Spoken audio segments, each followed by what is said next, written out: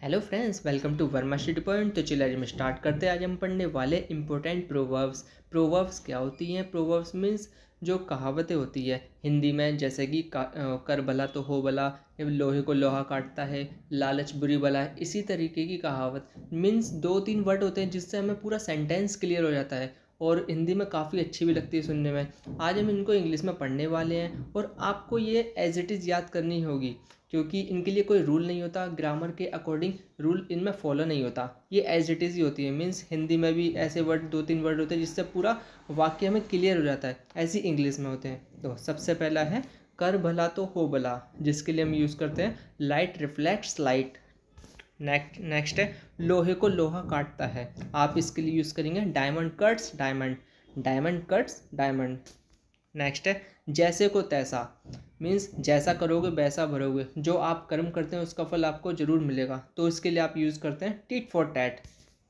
Next है भैंस के आगे बीन बजाना, क्राइंग इन वाइल्डनेस। मीन्स कभी हम किसी को कुछ समझाते हैं, उसको कुछ समझ नहीं आता, तो हमें लगता है कि बेफालतू में टाइम वेस्ट हो रहा है, या फिर आप कह सकते हैं भैंस के आगे बीन बजाना बेकार है। तो इसके लिए आप यूज़ कर सकते हैं क्राइंग इन द वाइल्डनेस।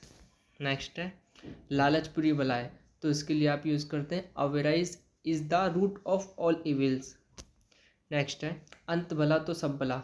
जैसे कि कभी कभार क्या होता है कि शुरुआत थोड़ी हमें ठीक ठाक नहीं लगती, कि जैसे कि सपोज़ दिन की शुरुआत होती है तो हम सोचते हैं कि आज सुबह अच्छा नहीं, ये काम अच्छा नहीं हुआ, और फिर थोड़ा ये भी काम जो टास्क था हमारा ये भी सही से नहीं हुआ। तो इस तरीके से हमें लगता है कि दिन थोड़ा सही नहीं हुआ, ये काफ़ी चीज़ें इसी तरह चलती रही तो सही नहीं हो पाया। तो एट द एंड कुछ ना कुछ अच्छा हो ही जाता है। तो कहावत ये भी सही होती है अंत भला तो सब भला।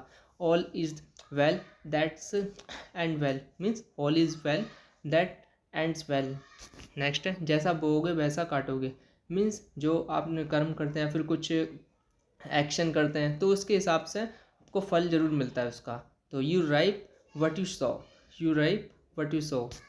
नेक्स्ट है 4 दिन की चांदनी फिर अंधेरी रात, ए 9 डेज वंडर। जैसे कि सपोज एग्जांपल के तौर पर एक कोई पर्सन है, उसकी सैलरी आती है, अब वो 1-2 दिन तो खर्च कर लेता है इजीली, कुछ भी खरीदना उसके अपने शौक या फिर सब चीज़ों पर खर्च कर देता है।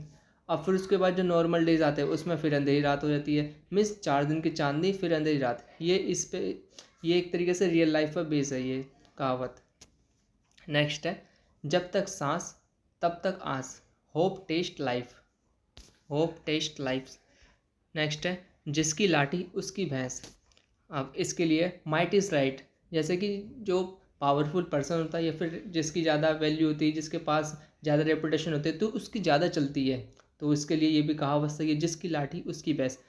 Might is right, might is right. तो थैंक्स फॉर वॉचिंग।